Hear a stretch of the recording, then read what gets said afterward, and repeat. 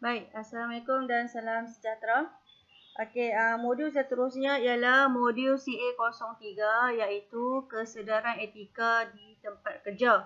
Submodul dia ialah respon kepada arahan. Okey, so tajuk kali ni cikgu akan ajar berkaitan respon kepada arahan. Okey, seterusnya ini adalah paparan berkaitan dengan hasil pembelajaran yang kamu akan capai sekiranya kamu faham tajuk ini.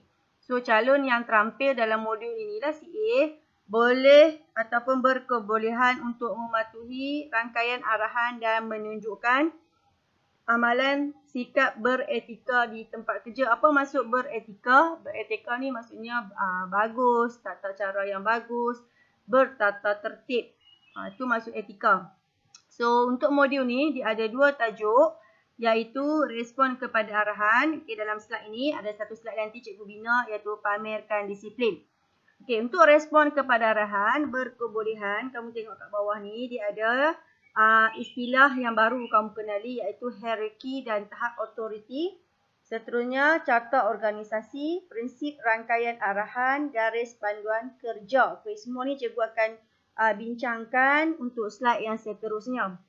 Seterusnya, untuk prestasi, apa yang kamu dapat, tentukan tahap autoriti dalam hierarki, ikut rantaian perintah, ikut proses peranan kerja, sampaikan arahan kepada pihak berkenaan. Okey, kriteria penilaian sama seperti mana prestasi. Yang penting, cikgu akan terangkan beberapa istilah-istilah baru untuk kamu faham dan kamu tahu apakah maksud-maksud bagi perkataan-perkataan ini. Okey, untuk kandungan, dia ada beberapa yang saya sebutkan tadi. Yang pertama, dia ada pengenalan. Yang kedua, ada hierarki dan tahap kuasa, carta organisasi, prinsip rantaian perintah, dan yang terakhir ialah garis panduan kerja. So, yang tu ada banyak sikit. Garis panduan kerja ada subtopik yang banyak. Okey, cikgu terangkan dalam tajuk ini. Seterusnya, apa tu yang dikatakan hierarki dan tahap kuasa? Hierarki ni maksudnya merupakan kaedah penting dalam integriti pengurusan dan pencapaian kerja secara berterusan. Hierarki untuk gambar rajah sebelah ni kamu tengok, hierarki ni adalah paras-paras kerja.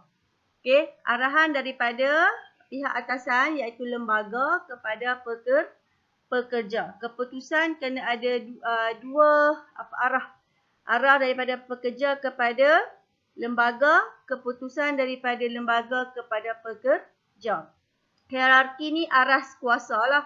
Aras tahap dia punya authority kerja dia macam mana. Pekerja ni kena dengar cakap penyelia. Penyelia kena dengar cakap ketua jabatan. Ketua jabatan kepada timbalan presiden. Timbalan presiden kepada presiden dan seterusnya kepada lembaga. So, paling berkuasa dalam hierarki ini ialah lembaga.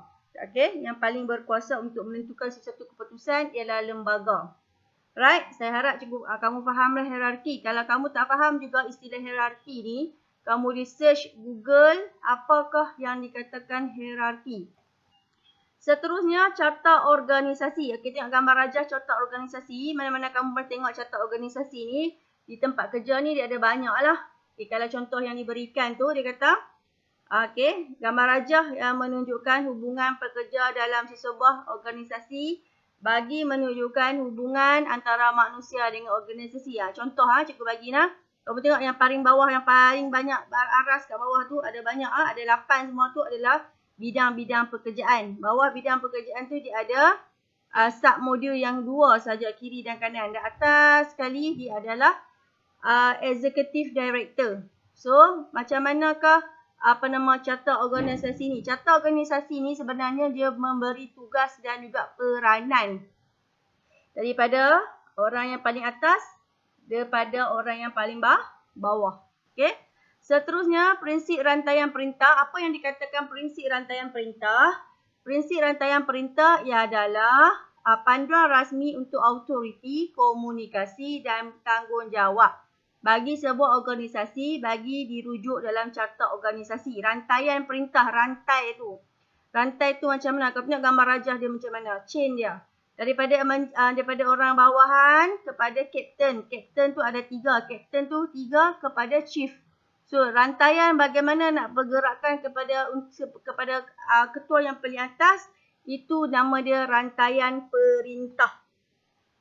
Okey, dalam rantaian perintah ni, arahan diberi oleh pihak atasan manakala accountability disandarkan kepada pekerja bawahan. Apa tu accountability? Accountability tu maksudnya tanggungjawab. Okey? Dia faham tak rantaian perintah? Maksudnya hubungan di antara pekerja kepada orang yang lebih atas daripada pekerja dan juga lebih atas daripada ketua pekerja. So, itu nama dia rantaian perintah. Okey, garis panduan kerja. Garis panduan kerja ni maksudnya apa yang membantu dalam pekerjaan. Okey, contohnya laporan, memo, nota, email, itu apa saja maklumat ataupun panduan-panduan bagi melakukan sesuatu kerja. Dan juga panduan ni mesti selaras dengan dasar dan juga undang-undang, praktikal, jelas dan mudah dipahami. Okey, kalau garis panduan kerja ni tak mudah dipahami, maksudnya dia akan menyebabkan masalah dari segi kesilapan kerja lah. Okey, kepentingan mematuhi garis panduan kerja sangat penting. Kalau kita tak patuhi garis panduan kerja, kita akan bermasalah. Okey, kepentingannya ialah mesti mematuhi undang-undang, memastikan keselamatan pekerja, menampilkan imej positif, memperkukuhkan kredibiliti syarikat. Apa tu kredibiliti syarikat? Maksudnya imej syarikat lah, memperkukuhkan imej syarikat. Semua orang dalam organisasi tersebut mematuhi semua garis panduan kerja. Yang paling simple garis panduan kerja ni masuk kerja pukul berapa lah.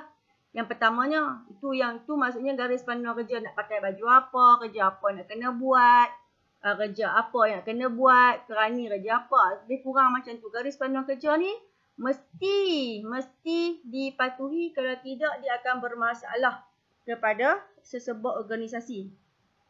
Okey, garis panduan kerja ni dia ada beberapa subtopik yang lain, iaitu kewajipan dan tugas, penyelia dan orang bawahan, laluan pelaporan, pelantikan atau kontrak, laluan kerjaya. Okey, saya akan pergi setiap satu ni. Yang pertama, penyelia. Apakah yang dimaksudkan penyelia? Penyelia ialah orang yang lebih kanan berbanding orang lain. Lebih kurang ketua lah. Dia ada pangkat kedudukan. Dari segi pekerjaan, ia merupakan rakan sekerja yang berpangkat lebih tinggi. Dia bukan pekerja biasa. Dia ada kuasa, dia ada authority, dia ada kuasa untuk memberikan sesuatu tugasan ataupun membuat keputusan secara muktamad. Okey, untuk orang bawahan adalah di bawah kawalan seseorang pekerja, iaitu orang yang melaksanakan kerja. Dan dia juga menerima arahan daripada orang yang lebih atas padanya. Itu nama dia orang bawahan. Okey, seterusnya laluan pelaporan. Dalam pelaporan ni jelas satu organisasi memaparkan hierarki organisasi. Laluan pelaporan yang jelas perlu ditunjukkan supaya petugas atau pekerja dapat kesepahaman yang jelas tentang struktur pelaporan. Salah satu kaedahnya ialah menggunakan pengokodan warna atau barisan visual yang menunjukkan laluan pelaporan dalam carta organisasi. Okey, lebih kurang dalam carta organisasi lah. Tugas dia apa, tingkat dia apa, authority dia apa. So, kalau orang pi ke pejabat kamu nanti, laluan pelaporan dia tengok lebih kurang carta organisasi. Okey, carta organisasi dan juga tugas apa yang perlu dilaksanakan dalam sesuatu organisasi. Okey, faham tak? Dalam pelaporan ni lebih kurang kepada macam mana kamu nak menjelaskan dia punya daripada peringkat bawah, peringkat pertengahan dan juga peringkat atas. So, itu nama dia laluan pelaporan. Orang bawah kerja apa, orang tengah kerja apa, orang atas kali kerja apa. Pentingnya laluan pelaporan ni supaya mereka mengetahui ataupun siapa saja dalam laporan-pelaporan ni dia tahu tugas dia apa, baru dia boleh bergerak buat kerja. Okey, pelantikan atau kontrak. Okey, ini bila kamu dah tempat kerja, pelantikan tetap atau kontrak ni bergantung kepada pejawatan.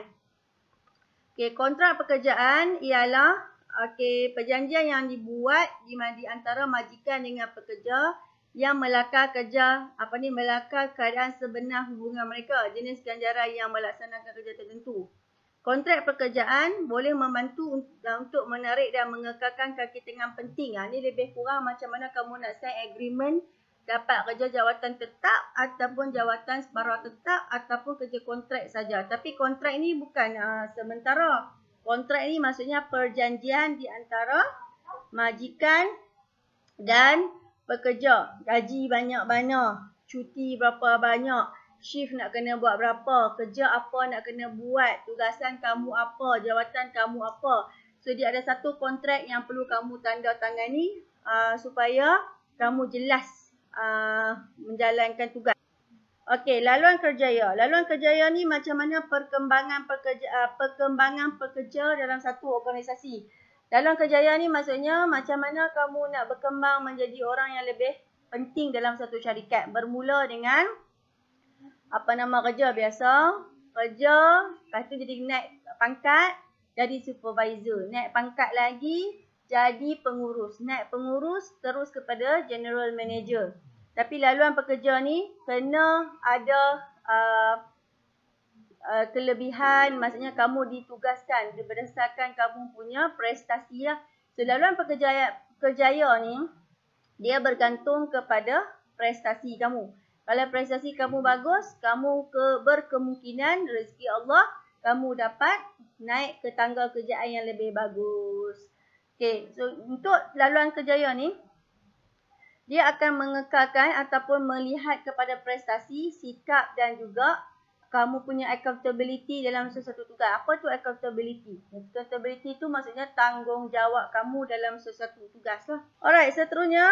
Okay, ni contoh laluan kerjaya. Dia kata,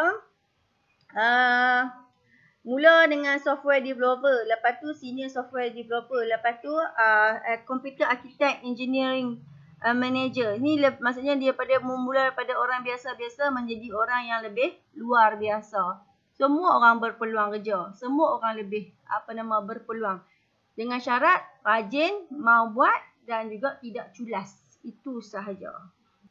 Alright, ni panduan untuk bekerja. Contoh kerja kontrak cikgu ni gambar saja, tak ada apa. Yang kamu tengok dekat sampel ni adalah contoh perjanjian kontrak pekerjaan saja. So dia tulis nama, IC kamu, tugas kamu, gaji kamu, banyak mana lah. Dia akan ada semua ni dalam satu kontrak pekerjaan. Okey, ni soalan nombor 1. Tak silap sampai 20 soalan. Kamu jawab ABC saja. So kali ni bukan subjektif. So nanti tulis jawapan untuk 1 sampai nombor 20. Tulis jawapan kat cikgu. Lepas tu nanti cikgu akan hantar balik jawapan yang betul untuk kamu semak. Boleh tak? Hantar kat saya nak. Okey, sekian.